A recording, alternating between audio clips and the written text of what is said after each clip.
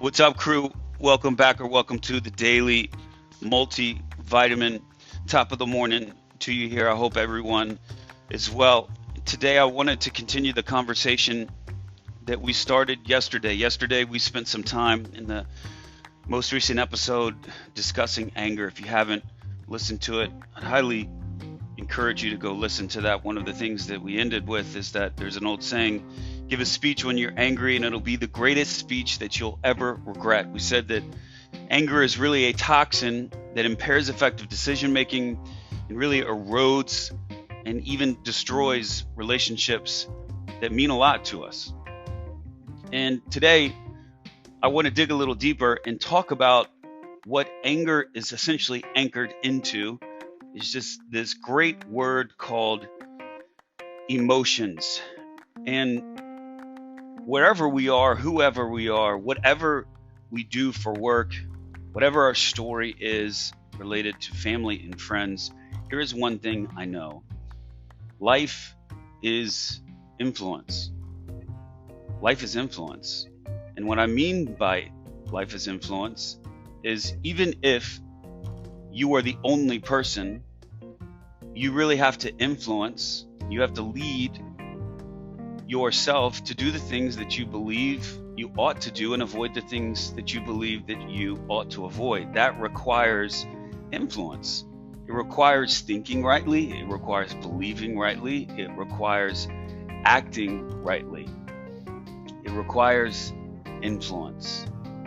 And leadership, I believe, is being able to, at root, influence yourself to do the right things and to take the right action and to think the right way and believe the right things. And then based off your provenness and success there, now you can extend that reach and begin helping others do the same. And one of the core realities in all of influence is emotion. Emotion is the engine that compels the car that it is our life. We've got to figure out how to actually move and direct and compel emotions towards favorable ends and away from negative ends. Here's the problem. In influence, sales, negotiation, the traditional advice is that we should keep a poker face and that we should avoid getting emotional. Emotions are problems. Emotions are looked at as obstacles that we need to overcome in order to reach a favorable outcome. You need to really separate the people from the problem is essentially some of the old advice. But here's the problem. What do you do if people are the problems?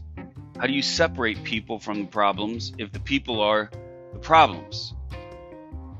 See, the importance of emotion in trust-based influence, regardless of the vertical that you are in, I don't believe can be overstated. If we are involved in any kind of influence, which all of us are, we are involved in making decisions and helping others make decisions. And by definition, by definition, we make decisions on things we care about, and care equals emotion. Care equals emotion. There's no way to avoid it. However, we've got to understand that emotions are not the problem. The problem is negative emotions. Emotions aren't the problem. Negative emotions are the problem. And let me give you a little bit of truth here to conclude this brief episode. The truth is that we actually need positive emotions to think better. We are approximately 31% more capable mentally in a positive frame of mind than we are in a negative frame of mind. In a positive mindset, pattern recognition is faster, decision making is more sound and less fear-based, and positive emotions enhance our thinking. What's the inverse? Well, in a negative state of mind, our thinking slows down, anger gets us thinking along the wrong track, understanding flies out the window, and communication is derailed. Again, remember that quote. There's an old saying, give a speech when you're angry and it will be the greatest speech that you will ever regret. The key here, guys, is understanding the importance of emotion, avoiding negative emotion that impairs effective decision making, and doing all that we can to ensure that we are operating in and influencing from a positive state of emotion. We'll do some future episodes on how to actually cultivate that positive state, especially if you are in a high stress situation or high stress vocation like I am. I think there are things, practices, habits, routines that you can engage in on a consistent basis to help you get to that positive state of mind and therefore operate at a higher level. But I hope this is helpful, guys. Emotions matter. Emotions exist because people care. That's how decisions are made. Hope this helps. See you.